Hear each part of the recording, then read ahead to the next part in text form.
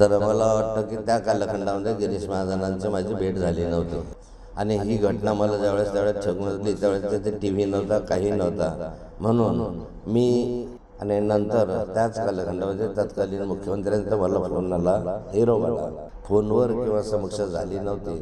त्यामुळे पिस्तूल घेऊन गिरीश महाजन गेले होते हे मला काय आठवत नाही. त्यांनी आपल्याला काळजीपोटी अडवलं असं गिरीश महाजन म्हणतायत. मला जर माझी स्मृती ठीक असेल तर मला वाटतं की त्या कालखंडामध्ये गिरीश महाजनांची माझी भेट झाली नव्हती. कारण ज्या दिवशी 26/11ची घटना घडली त्या दिवशी नंदुरबार जिल्ह्यामधील एका ग्रामीण क्षेत्रामधल्या खेड्यामध्ये मुक्कामाला होतो विशेष म्हणजे. आणि ही घटना मला त्यावेळेस ठगमजली. त्यावेळेस ते टी व्ही नव्हता, काही नव्हता.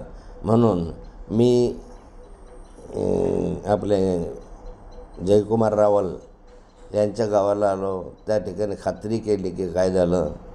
त्या ठिकाणी मी टी व्हीवर पाहिलं आणि नंतर त्याच कालखंडामध्ये तत्कालीन मुख्यमंत्र्यांचा मला फोन आला, हिरोबाला, वायरलेसवर निरोप आला की तुम्ही तत्काळ निघून एक बैठकीचं आयोजन केलेलं आहे.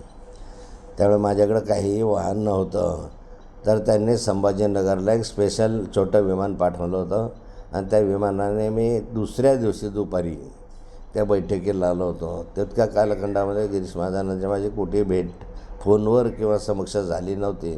त्यामुळे पिस्तूल घेऊन गिरीश महाजन गेले होते हे मला काय आठवत नाही. महाराष्ट्रातील सर्व बातम्यांचे विश्वासार्ह व्यासपीठ सकाळच्या सर्व सोशल मीडिया प्लॅटफॉर्मला लाईक, फॉलो आणि सबस्क्राईब करा. तसंच सर्व नोटिफिकेशनसाठी बेल आयकॉन प्रेस करायला विसरू नका.